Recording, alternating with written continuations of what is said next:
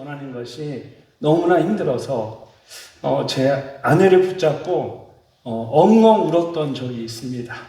개초기에 너무 힘들어서 제가 말씀 전하는 걸 그렇게 좋아하는데 주일 오후에 저희 아내를 붙잡고 정말 대성통곡하듯이 울었던 적이 있었습니다. 한동안 새벽 2시가 되면 숨이 쉬어지지 않아서 잠을 깼던 적도 있었습니다. 가슴이 너무 아파서 숨이 제대로 쉬어지지 않는 겁니다. 그래서 한참을 끙끙거리다가 이제 지쳐서 다시 잠들고는 했습니다. 그렇게 몇 달을 고생하면서 여러 검사도 받아봤는데 몸에는 아무런 문제가 없다라는 것입니다. 나중에서야 그것이 공황장애였다는 것을 알게 되었습니다. 한 번은 목회가 너무 힘들어서 도저히 더 이상 할 수 없겠다라는 생각이 들었습니다. 그만해야겠다. 그래서 가까운 도시에 있는 선배 목사님을 찾아갔습니다. 목회를 그만둘 것을 생각하고 마지막으로 조언을 듣기 위해서 그 목사님 부부를 찾아갔던 것입니다. 근데 저희 이야기를 다 들으신 이 목사님께서 저의 손을 꼭 잡아주시면서 이렇게 말씀하셨습니다. 목사님, 힘들 때는 뭔가를 결정하는 것이 아닙니다. 그러면 그것이 하나님의 뜻이 아니라 나의 뜻일 수가 있습니다. 목회를 그만두는 것은 언제든지 하실 수 있는 일입니다. 그러니 힘들 때 결정하지 말고 이 모든 일이 지나가면 그때 결정해도 늦지 않습니다. 그 순간 힘들 때는 뭔가를 결정하는 것이 아닙니다. 라는 그 목사님의 말씀이 정말 저에게 하나님의 음성처럼 들렸습니다. 그래서 모든 지킬 만한 것 중에 더욱 내 마음을 지키라는 잠언의 말씀을 붙잡고 그 힘든 시간이 모두 지나가기만을 기다렸습니다. 어떻게 되었을까요? 그렇게 인내하며 기다리면 파도가 잠잠해질 줄 알았습니다. 그런데 오히려 더 거센 파도가 막 밀려오는 것입니다. 그리고 마침내 제가 정말 감당할 수 없는 엄청난 큰 파도가 저에게 불어오기 시작했습니다. 그래서 온 힘을 다해 버티고 또 버텼습니다. 그러고 나니까 어느 순간 제가 그 큰 파도를 넘어서 폭풍의 한가운데로 쑥 들어가는 겁니다. 그런데 정말 놀라운 것은 그 폭풍 한가운데 있는 저의 마음이 오히려 평안해지는 겁니다. 분명히 저는 폭풍 한가운데 있고 제 주변에 여전히 바뀐 상황이 아무것도 없고 폭풍이 휘몰아치는데 그 폭풍 한가운데 들어가니까 제 마음이 너무나 평안한 겁니다. 그러면서 다시 하나님께 계속해서 쓰임을 받을 수 있었습니다. 이처럼 목회를 하다 보면 누구에게나 정말 힘든 순간이 찾아옵니다. 더 이상 소망이 없는 것 같고 그래서 이제 그만 내려놓고 싶다는 생각이 들 때가 있습니다. 오늘 우리가 함께 읽은 말씀 속에 나오는 베드로와 다른 제자들도 그랬습니다. 자신들이 믿고 따르던 예수님께서 흉악한 죄인들이나 달려 죽는 십자가에 죽으시는 것을 보고 그들은 모두 끝이 났다라고 생각했습니다. 더 이상 소망이 없다고 생각하고 모든 것을 다 내려놓았습니다.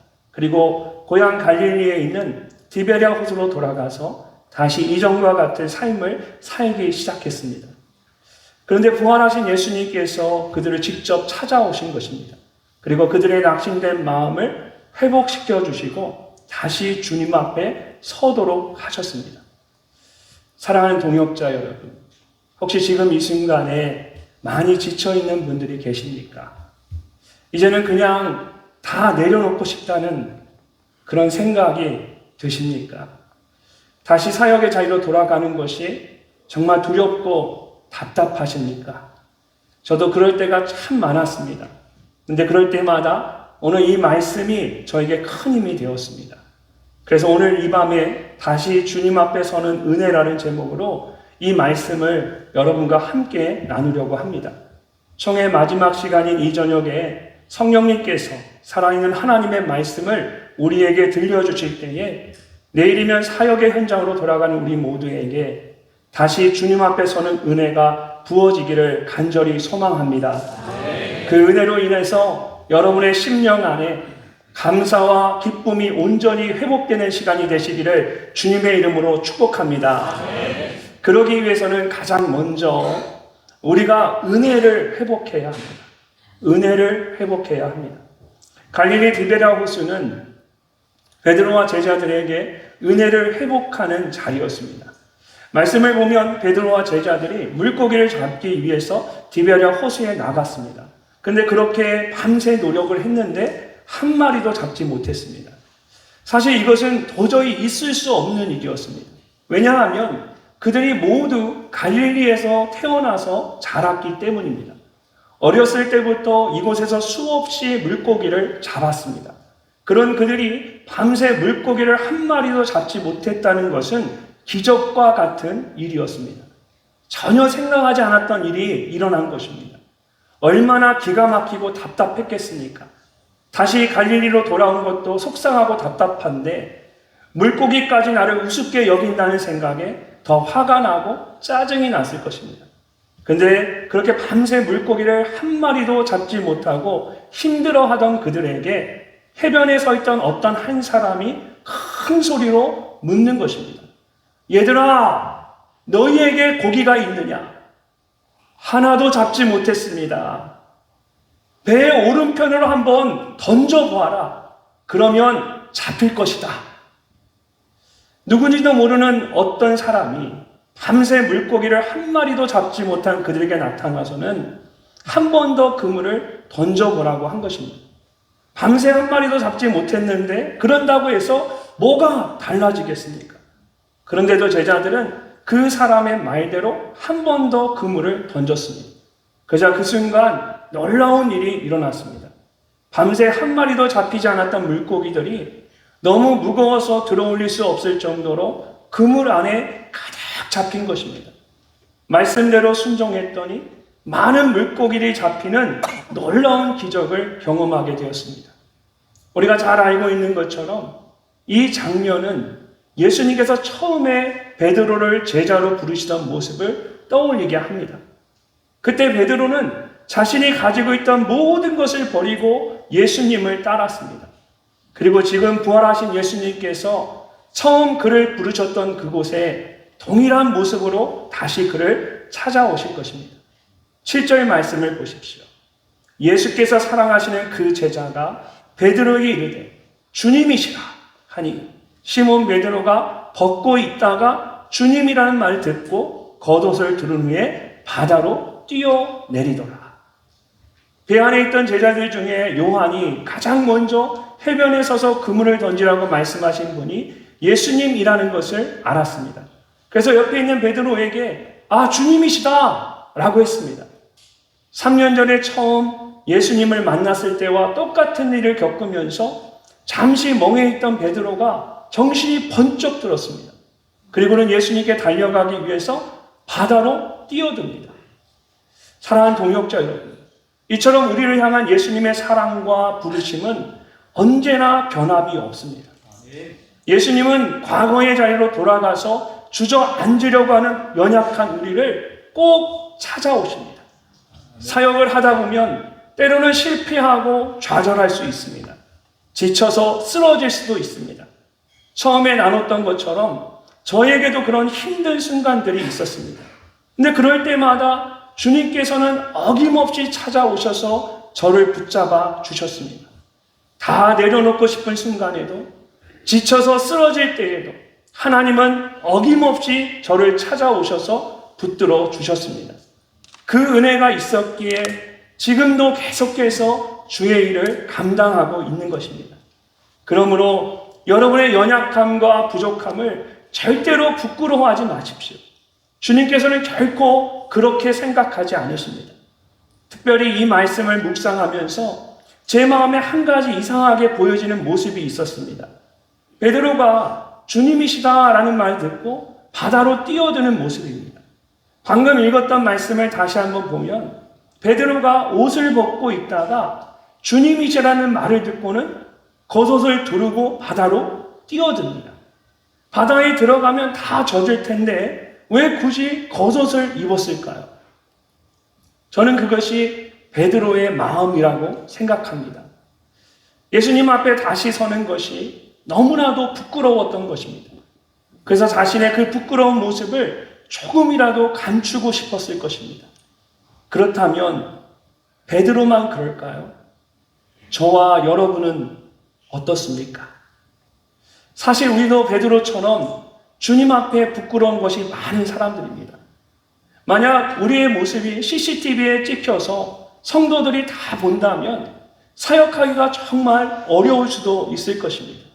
물론 저도 마찬가지입니다. 한국은요, 차 안에 그 영상을 찍는 게 아주 잘 설치가 되어 있어서 저는 나중에 알았는데 영상만 찍히는 게 아니라 목소리도 녹음이 되더라고요. 근데 누가 와서 그 영상을 재생해 보면 어떨까? 순간적으로 가슴이 철렁일 때가 있습니다. 교회 근처에 식당에 가서 식사를 하면 가끔 성도님들이 나가시면서 인사를 하고 계산을 하고 나가십니다. 그럴 때마다 제가 어떤 생각을 하냐면 기왕 인사할 거면 들어오자마자 인사하지. 아무나 가만히 지켜보다가 자기 나갈 때 그때 와서 인사를 하니까 그럴 때마다 제가 내가 우리 아이에게 소리 지르질 않았나, 우리 아내에게 인상 쓰진 않았나, 얼마나 제 가슴이 철렁거리는지 모릅니다. 예전에 서부 캘리포니아에 있는 산호세에서 정기총회를 한 적이 있었습니다. 그때 온 가족이 함께 처음으로 저희가 서부를 가게 되었습니다. 근데 동부에서 서부까지 가는 이 비행기가 너무 비싼 겁니다. 그때 제가 노스캐롤라이나에서 목회를 하고 있었거든요. 그래서 이제 고민을 하다가 5명의 식구 비행기표가 너무 비싸서 고민하다가 라스베가스가 항공료가 가장 싸다라는 것을 알게 되었습니다. 그래서 그곳으로 가서 차를 렌트해서 총회 전에 잠시 가족들과 함께 여행을 하고 총회에 가야겠다는 생각을 하게 되었습니다. 이왕 비행기값 비싸게 나올 거 차라리 운전해서 아틀란타에 가서 저가 비행기 타고 라스베가스에 가서 차 빌려서 그 돈으로 관광 좀 해야겠다. 제가 머리를 엄청 쓴 겁니다. 그래서 5명이 그렇게 여행을 갔어요. 당시에 저희 처남도 목회를 하고 있었는데 이제 직접 운전을 해서 라스베가스까지 왔습니다. 그렇게 두 가정이 함께 여행을 하는데 형편이 넉넉한 것이 아니니까 최대한 절약해 보려고 식사는 대부분 햄버거로 해결을 했습니다. 저는 최근까지 저희 아이들이 맥도날드의 달러 메뉴를 제일 좋아하는지 알았습니다.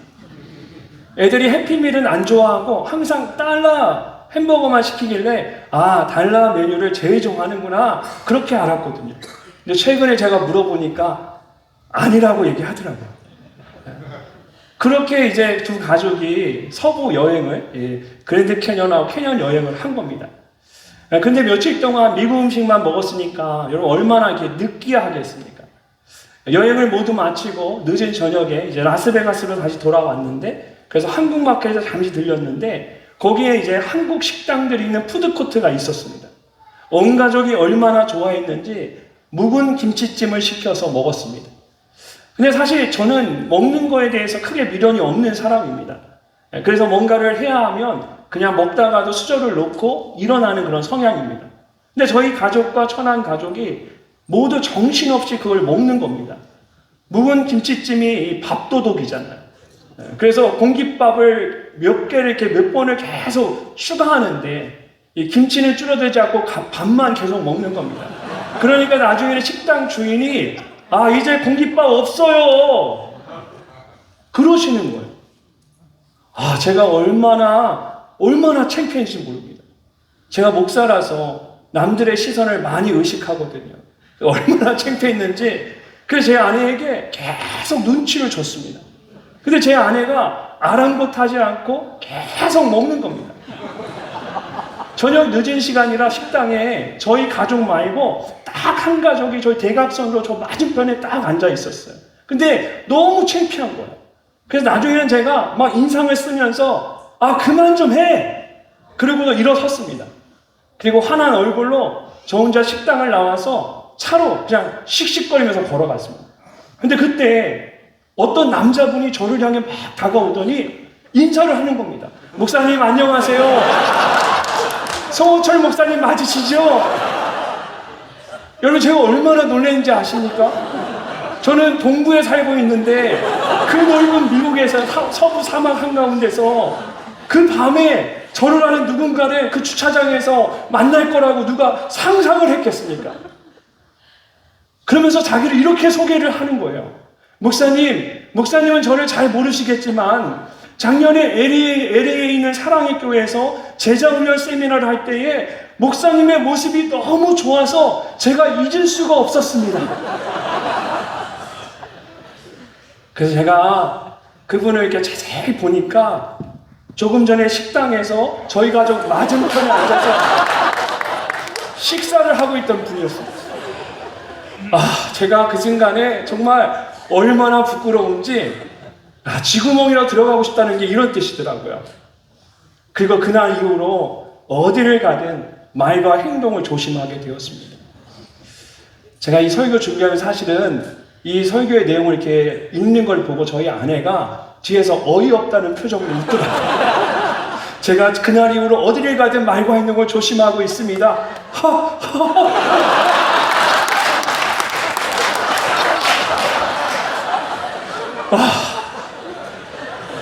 거의 10년이 지났는데 여전히 변함이 없습니다. 여러분 제가 이렇게 부끄러운 사람입니다. 여러분은 어떻습니까? 다 드러나지 않아서 그렇지 각자 정말 부끄럽고 연약한 모습이 있으실 것입니다.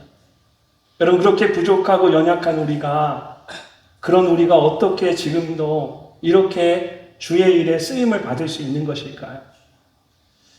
그냥 전적인 하나님의 은혜입니다. 히브리서 4장 16절에서 성경은 우리에게 이렇게 말씀합니다. 그러므로 우리가 긍휼하심을 받고 때를 따라 돕는 은혜를 얻기 위하여 은혜의 보좌 앞에 담대히 나아갈 것입니다. 아멘. 우리가 다른 사람보다 훌륭해서 오늘 주의 일을 하고 있는 것이 아닙니다. 탁월한 능력이 있어서 말씀을 전하는 것도 아닙니다. 부족하고 연약하지만 주님께서 때를 따라 돕는 은혜를 주시기 때문에 우리가 계속해서 주님 앞에 설 수 있는 것입니다. 사랑하는 동역자 여러분, 오늘 이 밤에 언제나 변함없는 은혜로 우리를 불러주시는 주님 앞에 나아가십시오. 아무리 연약하고 부족할지라도 주님께서는 우리를 다시 일으켜 세워주십니다. 그 은혜가 아니면 우리는 절대로 우리에게 맡겨진 이 사역을 감당할 수가 없습니다. 그러므로 오늘 이 시간이 다시 한번 그 은혜를 회복하는 시간이 되시기를 바랍니다. 잊었던 그 은혜를 다시 한번 기억하고 주님 앞에 나아가는 귀한 시간이 되시기를 소망합니다. 베드로가 처음 주님을 만났을 때에 그 은혜를 기억하며 다시 주님 앞에 섰던 것처럼 처음 받았던 그 은혜를 다시 한번 기억하고 다시 주님 앞에 서는 여러분이 되시기를 주님의 이름으로 축복합니다. 두 번째로 우리는 사명을 회복해야 합니다. 사명을 회복해야 합니다. 이전의 말씀을 보면 부활하신 예수님을 만난 제자들은 세상으로 파송을 받았습니다. 하지만 그들에게는 무엇을 해야 할지 분명한 확신과 뚜렷한 사명감이 없었습니다. 그래서 결국 예전처럼 물고기를 잡으며 살기 위해서 디베랴 호수로 돌아온 것입니다. 근데 밤새 아무것도 잡지 못했습니다. 또한 예수님께서 그곳에 오셔서 서 계신 것도 알지 못했습니다. 자, 4절 말씀을 우리 함께 한번 읽어보도록 하겠습니다. 시작. 날이 새어갈 때에 예수께서 바닷가에 서셨으나 제자들이 예수인 줄 알지 못하는지라. 아멘. 때로는 무엇을 한다는 것이 정말 힘들 때가 있습니다. 용기가 나지 않는 것입니다. 그래서 이제는 더 이상 아무것도 할 수 없을 것 같다는 생각이 들기도 합니다. 디베랴 호수에 있던 제자들이 그랬습니다. 더 이상 아무것도 할 수 없었고 이제는 모든 것을 포기하고 싶었습니다. 예수님을 알아보지 못할 정도로 그들은 모두 깊은 절망과 낙심 가운데 있었습니다. 그러나 그런 힘든 상황일지라도 그곳에 예수님이 계시면 우리는 다시 일어날 수가 있습니다. 그런 면에서 예수님께서 계신 디베랴 호수는 더 이상 실패와 절망의 자리가 아니었습니다. 새로운 삶의 목표를 발견하고 다시 시작하는 놀라운 회복의 자리였습니다. 사랑하는 동역자 여러분, 사역을 하다 보면 이렇게 다시 시작할 수 있는 회복의 은혜가 필요할 때가 있습니다.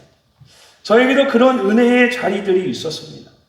처음 미국에서 부교역자로 섬겼던 교회가 제가 공부하던 신학교에서 1시간 조금 넘는 곳이었는데 그곳에서 6년을 섬기게 되었습니다. 그러다 몸과 마음이 많이 지쳐서 잠시 사역을 내려놓고 공부를 마칠 때까지 더 이상 한인교회에서는 사역을 하지 않으려고 했습니다. 그래서 그해 12월 31일까지 딱 사역을 하고 1월 1일부터 정말 가벼운 마음으로 미국 교회에 출석을 하기 시작했습니다. 근데 얼마 지나지 않아서 신학교에서 2시간 반 떨어진 작은 도시에 있는 한인교회에서 목회를 하시는 목사님께 연락이 온 겁니다. 교회를 사임했다는 이야기를 들으시고 본인 교회를 한번 방문해 달라고 그럼 좋겠다라는 그런 말씀을 하셨습니다. 생각지 못한 전화에 저는 나중에 기회가 되면 한번 방문하겠습니다 라고 정중하게 말씀을 드리고 전화를 끊었습니다. 사실 그때 저에게는 갈 마음이 1도 없었습니다. 다만 연배가 높으신 어른 목사님이 전화를 주셨기 때문에 아니요 라고 거절하기가 죄송해서 그렇게 그냥 둘러대었던 겁니다.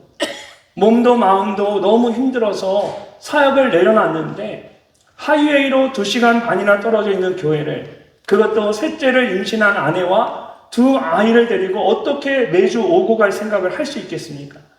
그래서 나중에 한번 찾아뵙겠다고 대충 그냥 둘러대고는 잊고 지냈습니다. 근데 그해 여름에 인터넷을 통해서 충격적인 소식을 듣게 되었습니다. 그때가 2007년 7월이었는데 당시에 한국에서 아주 큰일이 일어났습니다. 바로 분당 샘물교회 단기 선교팀이 아프가니스탄에 갔다가 피랍을 당해서 2명이 순교하는 일이 일어난 겁니다. 근데 그 일이 저의 마음을 계속해서 두드렸습니다.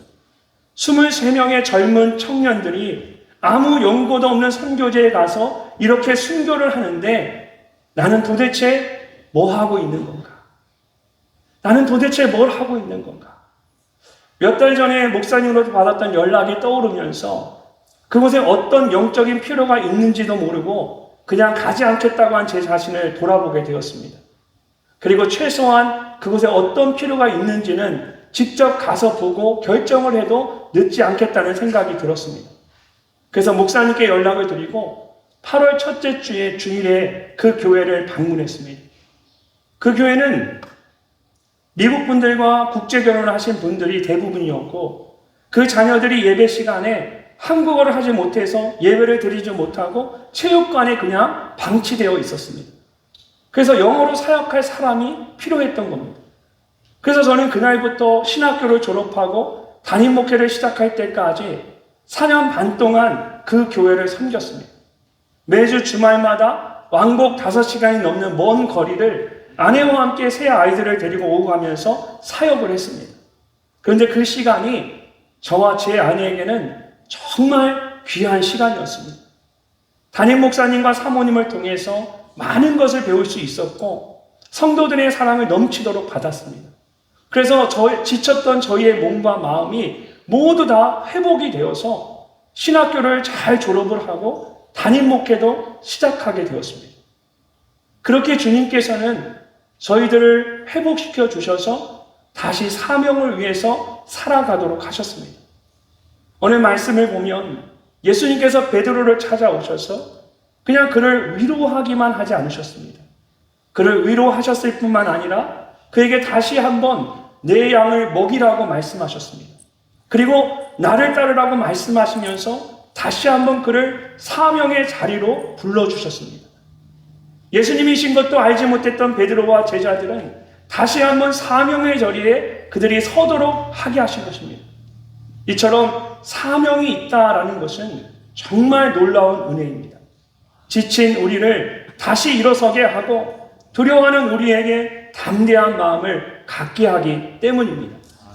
제가 섬기고 있는 한국의 대전 늘사람 교회는 선교하는 교회로 잘 알려진 교회입니다. 처음 늘사람 교회에 부임을 하고 하나님께서 저에게 주신 특별한 마음이 있어서 대륙별로 저희 파송 선교사님들을 직접 방문하고 축복하는 블레싱 사역, 블레싱 미니스트리를 하게 되었습니다. 첫 해에는 블레싱 중앙아시아라고 해서 카자흐스탄, 우즈베키스탄, 키르기스탄을 돌면서 각 선교사님들의 가정과 선교지를 방문하고 한 곳에 모여서 함께 수련회를 했습니다. 그리고 그 다음에는 블레싱 아시아로 대만, 미얀마, 태국, 베트남에 계신 파송 선교사님들을 직접 방문하고 또 베트남에 모여서 그분들을 축복하는 시간을 가졌습니다. 마지막으로 작년에 블레싱 메나, 미들 이스트 앤 노스 아프리카라는 블레싱 메나라는 이름으로 중동과 북아프리카에 있는 파송 선교사님들을 방문하게 되었습니다.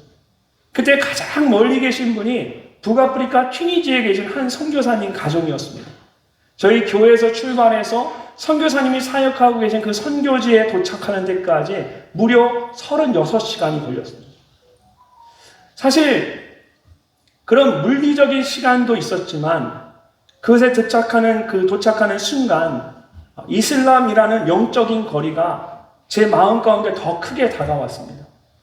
특별히 도시 한가운데 있는 개선문과 같은 큰 철문을 보는 순간 저의 마음에 이 도시는 철옹성과 같은 곳이구나 라는 생각이 들었습니다. 실제로 그 도시에 한국 선교사님은 저희 파송 선교사님 가정과 다른 단체에서 파송받은 한 가정, 이렇게 딱 두 가정이 있었습니다.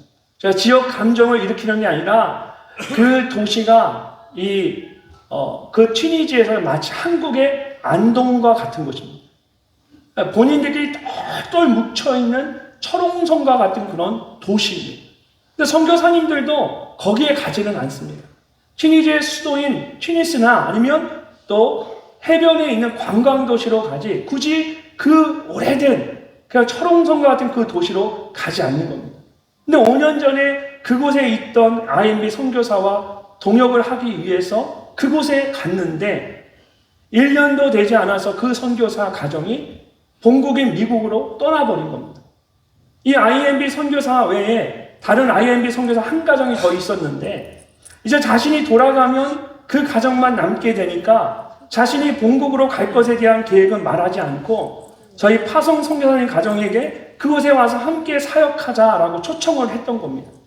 그래서 저희 파송 선교사님이 그곳에 가게 되었는데 얼마 되지 않아서 그 IMB 선교사 가정이 이제 본국으로 돌아가게 되고 또 얼마 지나지 않아서 그곳에 남아있던 다른 IMB 선교사 가정도 본국으로 철수하게 되었습니다. 그러면서 아무것도 모르는 그 가정만, 초짜 선교사들만 그 가정만 그곳에 그냥 홀로 덩그러니 남게 된 것입니다. 초등학생인 선교사님의 두 자녀는 학교에서 계속해서 따돌림을 당하고 남편 선교사님의 가장 큰 지지하였던 사모님은 심각한 허리 디스크로 급하게 수술을 받아야 하는 상황까지 맞물리면서 그 가정이 정말 힘든 상황 가운데 놓여 있었습니다. 그래서 블레싱 메나로 그곳에 갔을 때 이 선교사님 가정과 자녀들을 위해서 저희가 사역지를 옮기는 것까지도 염두하고 그 선교지를 방문하게 되었습니다. 그렇게 저희가 선교사님 댁에서 함께 예배를 드리고 대화를 나누는데 이 선교사님 부부가 저희에게 이런 고백을 하는 겁니다. 목사님, 처음에는 정말 너무 힘이 들었습니다. 믿었던 동역자들은 모두 떠나고 낯선 이곳에 저희 가정만 남아있는데 무엇을 어떻게 해야 할지 몰랐습니다. 마치 계란으로 바위를 치는 것 같았습니다. 그런 힘든 상황들은 지금도 여전히 변함이 없습니다. 그런데 여기에 있는 이 사람들이 사랑스럽습니다. 주님께서 저희에게 이 땅의 사람들을 품으라는 마음을 계속 부어주십니다. 그래서 저희는 계속 이곳에 있고 싶습니다. 본인들에게도 사역제에 대한 많은 고민이 있었고, 그래서 그 문제를 놓고 계속 기도했는데, 저희가 그곳에 방문하기 바로 전에 자신들이 있는 이곳이 하나님의 부르심이라는 확신을 갖게 되었다는 겁니다. 그동안 있었던 선교사님의 상황들을 저 자세히 듣게 되면서 저의 마음이 너무나도 아팠습니다. 그럼에도 그것이 주님의 부르심, 그 부르심의 자리임을 확신하면서 다시 순종의 자리로 나아가는 선교사님과 그 가정이 너무나 귀하고 아름다웠습니다. 그래서 더 이상 아무 말도 못하고 그냥 꼭 안아주고 축복해 주었습니다. 그때 제가 다시 한번 마음 깊이 깨닫게 되었습니다. 우리는 인간적인 생각이나 눈에 보이는 환경이 아니라 하나님의 부르심, 사명을 따라 살아가는 사람이라는 사실입니다. 사도행전 20장 24절을 보면 사도 바울이 이렇게 고백을 합니다. 내가 달려갈 길과 주 예수께 받은 사명, 곧 하나님의 은혜의 복음을 증언하는 일을 마치려 하면은 나의 생명조차 조금도 귀한 것으로 여기지 아니하노라. 아멘. 바울은 그에게 있던 모든 것들을 다 내려놓았습니다. 그리고 사명을 따라서 나아갔습니다. 몇 년 전에 바울이 걸었던 그 길을 제가 직접 방문했던 적이 있었습니다. 주변에 아무것도 없는 황량한 광야와 척박한 땅이었습니다. 2000년 전에 아무도 모르는 그 길을 홀로 걸어갈 때 바울의 마음이 얼마나 외롭고 힘들었겠습니까? 그럼에도 불구하고 바울이 자신의 생명조차 아끼지 않고 아무도 알아주지 않는 그 길을 끝까지 달려갈 수 있었던 것은 그의 고백처럼 주 예수께 받은 사명, 주 예수께 받은 사명, 그 사명이 있었기 때문입니다. 사랑하는 동역자 여러분, 예전에 유행했던 영화 대사들 중에 우리가 돈이 없지 가오가 없냐 라는 말이 있습니다. 그 말처럼 여러분, 우리가 돈이 없지 사명이 없겠습니까? 우리가 달러 메뉴 먹어도 사명을 놓쳐서 되겠습니까? 우리는 사명을 따라 살아가는 사람입니다. 우리는 하나님의 부르심을 따라 살아가는 사람입니다. 아무리 힘들고 어려워도 그 사명이 우리를 살게 하고 우리를 주님 앞에 다시 서게 하는 줄로 믿습니다. 예수님께서 베드로에게 다시 사명을 주시고 그를 일으켜 세우셨던 것처럼 오늘 이 밤에 주님께서 다시 한번 여러분에게 사명을 주시고 여러분의 심령을 뜨겁게 일으켜 주시기를 소망합니다. 그래서 주신 그 사명을 붙잡고 다시 한번 담대하게 주님 앞에 서는 여러분이 되시기를 주의 이름으로 축복합니다.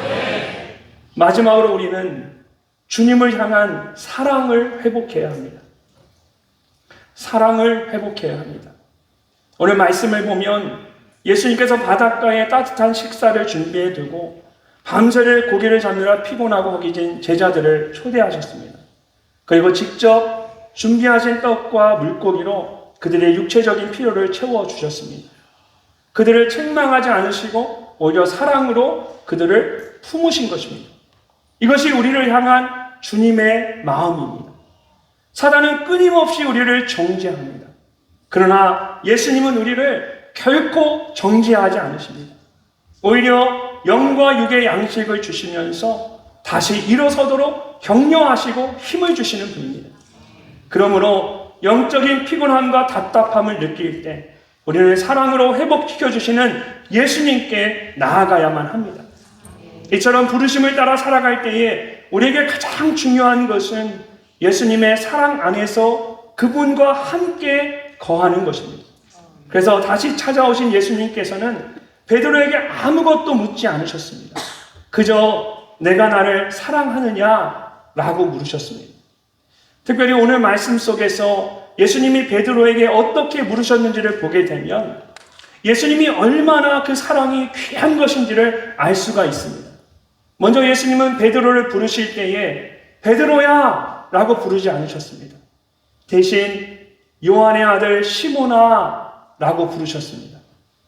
베드로는 반석이라는 뜻을 가진 이름입니다. 원래는 시몬이라는 이름을 가지고 있었는데 예수님께서 제자인 베드로에게 특별히 지어주신 새로운 이름이었습니다. 얼마 전까지만 해도 베드로에게 그 이름은 큰 자랑거리였습니다. 그래서 아주 당당하게 모두가 예수님을 부인해도 자신은 절대로 예수님을 부인하지 않을 것이다 라고 했습니다. 그랬던 베드로가 예수님이 붙잡아서 끌려가실 때에 가까이 따라가지 못하고 멀찍이 서서 바라만 본 것입니다. 그리고 어린 여종이 물었을 때에 나는 예수라 하는 그 사람을 전혀 모른다. 3번이나 부인을 했습니다. 그런 그에게 베드로라는 이름은 이제 더 이상 기억하고 싶지 않은 부끄러운 이름이었을 것입니다. 만약 다시 찾아오신 예수님께서 베드로야! 라고 부르셨다면 그는 도저히 예수님께 나아갈 수 없었을 것입니다. 그런데 예수님께서 베드로야! 라고 부르지 않으시고 시몬아! 라고 부르신 것입니다. 이것은 베드로를 향한 예수님의 마음이고 배려였습니다. 예수님은 처음 만났을 때의 그 마음으로 다시 한번 베드로를 부르신 것입니다. 그리고 베드로는 누구보다도 그것을 잘 알았을 것입니다. 시몬아 라는 이름을 들었을 때에 베드로의 마음이 어땠을까요? 지금도 변함없이 자신을 부르시는 그 예수님의 음성 앞에 감격했을 것입니다. 그리고 그런 베드로를 향해서 예수님께서 물으셨습니다. 내가 나를 사랑하느냐? 여기서 예수님이 어떤 사랑을 말씀하신지에 대해서 여러 설명들이 있습니다. 근데 그것이 저는 핵심이라고 생각하지 않습니다.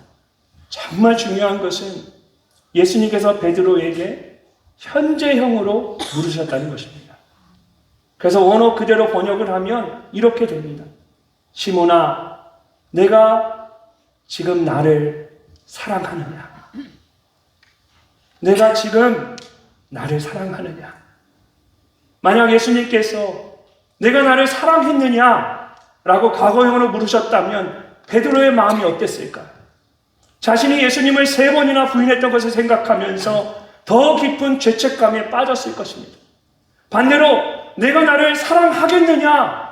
라고 미래형으로 물으셨어도 예전처럼 자신 있게 대답할 수 없었을 것입니다. 예수님께서는 그것을 다 아시고 내가 나를 사랑했느냐? 라고 묻지도 않으셨고 내가 나를 사랑하겠느냐? 라고 묻지도 않으셨습니다. 내가 지금 나를 사랑하느냐? 라고 물으셨습니다. 시몬아, 괜찮아. 내가 나를 온전히 사랑하지 못했다고 해도 나는 다 괜찮단다. 내가 앞으로 한 번도 실수하지 않고 사랑하겠다고 말할 수 없어도 나는 괜찮아. 나에게 가장 중요한 것은 지금 이 순간 내가 나를 사랑하는 것이란다. 그것이면 충분하다. 시몬아, 내가 지금 나를 사랑하느냐? 사랑하는 동역자 여러분, 예수님께서는 다른 어떤 것이 아니라 오늘 이 자리에 있는 여러분 그 자체를 원하십니다. 그래서 예수님께서 우리에게 목사가, 사모가 그렇게 해서 되겠느냐? 라고 묻지 않으십니다. 예수님께서는 호철아, 내가 나를 사랑하느냐? 라고 물으십니다. 그러면 우리는 네 주님, 제가 지금 주님을 사랑합니다. 라고 대답하면 됩니다. 그러면 예수님께서 우리에게 내 양을 치라고 말씀하십니다. 이것이 우리 모두를 향한 예수님의 마음이고 사랑입니다. 특별히 오늘 말씀을 보면 제자들 중에 한 사람이 가장 먼저 예수님을 알아보고 주님이시라고 말합니다. 근데 그 제자에 대해서 성경은 예수님께서 사랑하시는 그 제자라고 말씀하고 있습니다. 예수님을 사랑하는 제자가 아니라 예수님께서 사랑하시는 그 제자입니다. 우리는 그가 예수님의 제자들 중에 요한이라는 것을 압니다. 세베대의 아들이며 야고보의 형제였던 사도 요한은 베드로, 야고보와 함께 예수님께서 가장 사랑하셨던 제자였습니다. 그랬던 그도 예수님을 떠나서 갈릴리에서 고기를 낚고 있었던 것입니다. 그런데 예수님께서 그런 요한을 다시 찾아오셨습니다.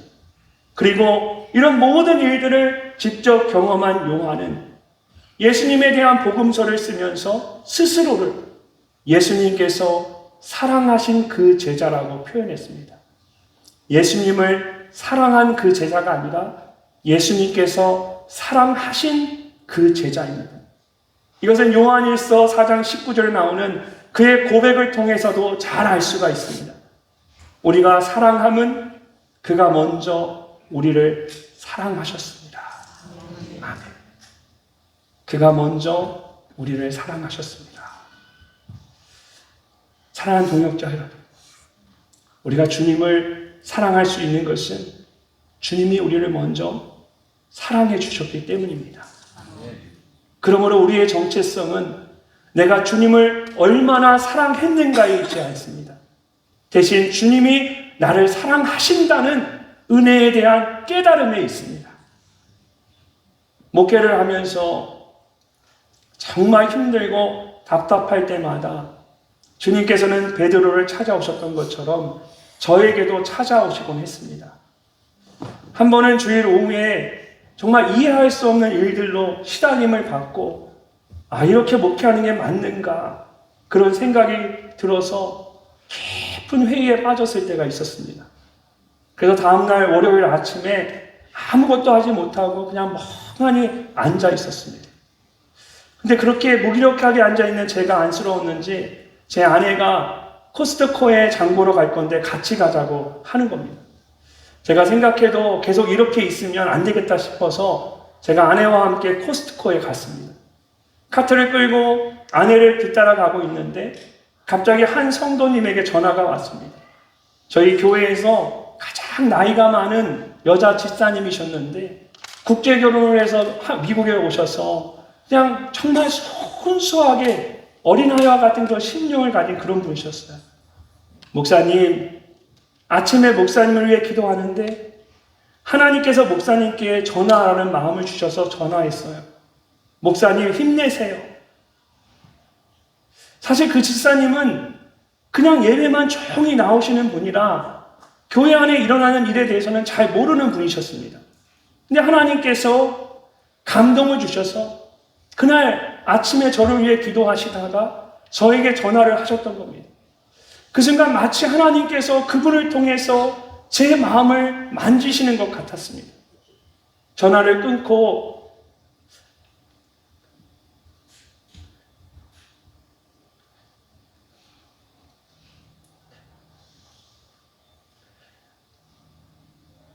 그 코스트코 한복판에서 카트를 붙잡고 얼마나 울었는지 모릅니다. 제가 지금도 그때를 생각하면 눈물이 납니다. 힘들어서가 아니라 너무 그 하나님의 사랑이 너무 귀하고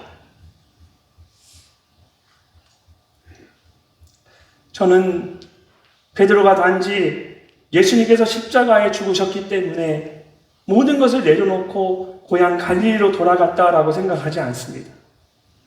오히려 예수님을 그렇게 사랑한다고 말했던 자신이 아무것도 하지 못했다는 것이 정말 너무나 부끄러웠을 것입니다.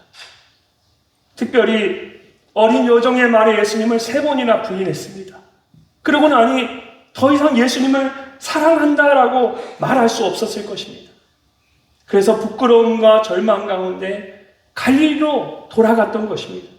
근데 예수님께서 그런 그를 직접 찾아오셨습니다. 그리고 그를 얼마나 사랑하시는지, 내가 너를 얼마나 사랑하는지 주님이 그에게 직접 보여주셨습니다. 그러면서 베드로가 비로소 분명하게 알게 된 겁니다.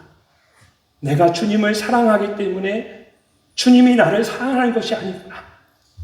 주님이 나를 사랑하시기 때문에 내가 주님을 사랑할 수 있구나. 여러분, 이것이 저의 고백이기도 합니다. 저는 제가 정말 애를 쓰고 열심히 버텼다고 생각했습니다. 제가 정말 잘했다라고 생각했습니다. 근데 지나보니까 제가 최선을 다했던 것 그것조차도 주님이 나를 사랑하셔서 나로 하여금 인내하게 하시고 견디게 하셨음을 깨닫게 됩니다.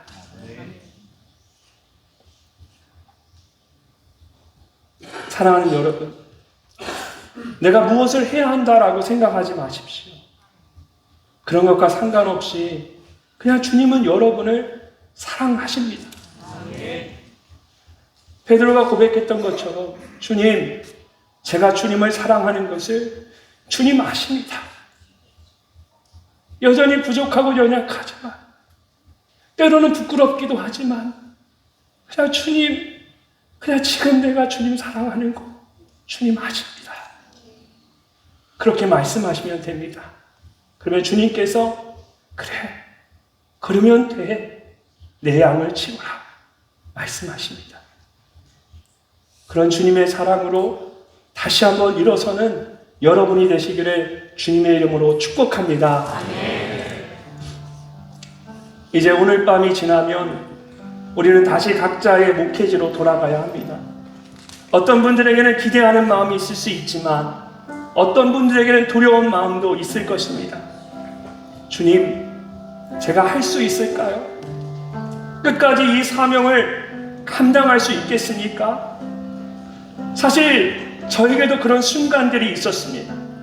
근데 그럴 때마다 주님께서 저를 찾아오셨습니다. 그리고 이미 받은 그 은혜가 얼마나 큰지를 다시 한번 기억하게 하셨습니다.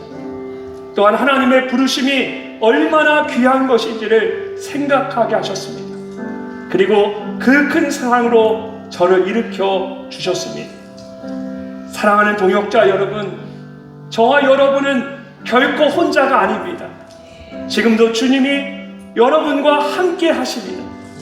그러므로 그 은혜를 기억하십시오. 부르심의 소명을 붙잡으십시오.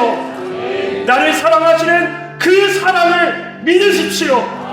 주저앉았던 베드로가 다시 주님 앞에 서는 그 은혜를 경험했던 것처럼 오늘 이 밤에 다시 주님 앞에 서는 여러분이 되시기를 주님의 이름으로 축복합니다. 우리 그런 기대와 소망을 가지고 다 같이 일어나셔서 우리 함께 찬양하며 주님 앞으로 나아가겠습니다.